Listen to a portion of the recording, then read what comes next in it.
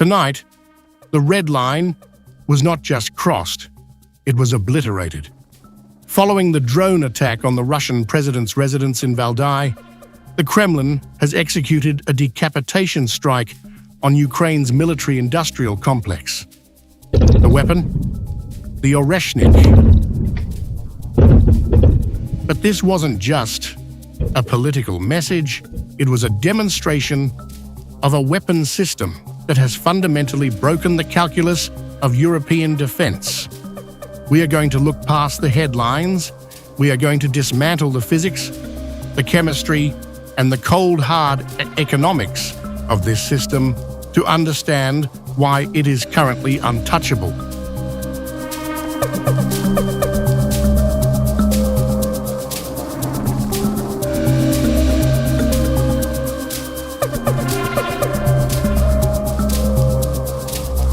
Vladimir Vladimirovich Putin. The whole world is talking about the Oreshnik missile, and take a look at its materials. The temperatures of these warheads are like the surface of the sun. Since the 1980s, Russia has been developing gliding aircraft under the name of avant-garde. The temperatures of Oreshnik warheads are comparable to those on the sun, slightly lower than its surface.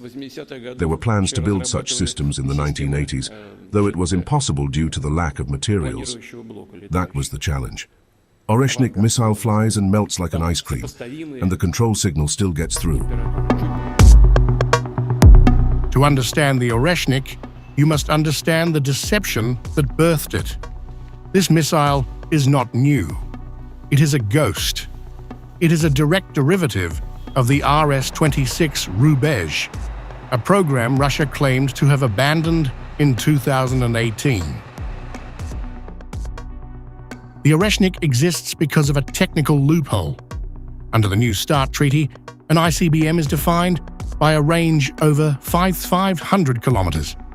Russia tested the RS-26 once at 500 kilometers with a feather-light payload just to classify it as an ICBM legally. However, subsequent tests were flown at 2,000 kilometers with heavy warheads. Western intelligence saw this for what it was, a circumvention of the INF Treaty, which banned intermediate-range missiles. The Oreshnik is that circumvention made manifest. It is a wolf in sheep's clothing, an intermediate-range brawler disguised as a strategic deterrent. The Oreshnik moves fast because its chemistry is aggressive. It abandoned the toxic liquid fuels of the Soviet era for ammonium perchlorate composite propellant, APCP. This propellant is likely bound with hydroxyl-terminated polybutadiene, HTPB, and spiked with aluminum powder. The aluminum acts as a fuel additive, drastically increasing the specific impulse, the miles per gallon of rocketry. This volatile mix is housed in a cold launch canister. A gas generator ejects the 36-ton missile to a height of 30 meters before the main stage ignites. This protects the MZKT 79291TEL from the exhaust plume, allowing the crew to reload and fire again rapidly. And it knows exactly where it is. The launcher uses advanced geodetic binding, allowing it to pull off the road and fire within minutes without needing a pre-surveyed launch site. The payload is a masterpiece of kinetic engineering. A recursive MIRV design releases 36 separate submunitions. But here is the critical distinction that most analysts miss. The Oreshnik does not bomb a target, it perforates it. Standard explosives create overpressure, a blast wave that knocks down walls. The Oreshnik uses kinetic energy penetrator mechanics.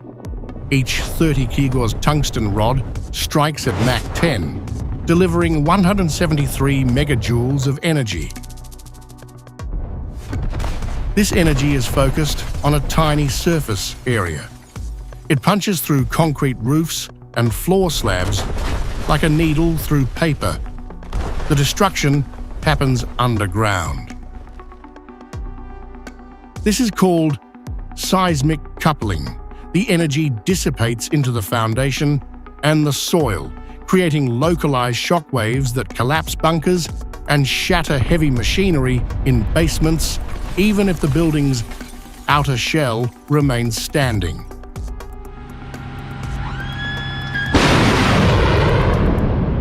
Why can't the NATO shoot it down? It comes down to frequency. NATO fire control radars, like the Patriot's MPQ-65, operate in the X-band, 8 to 12 GHz. At Mach 10, the Oreshnik generates a plasma sheath with an electron density so high that its plasma frequency exceeds the X-band range.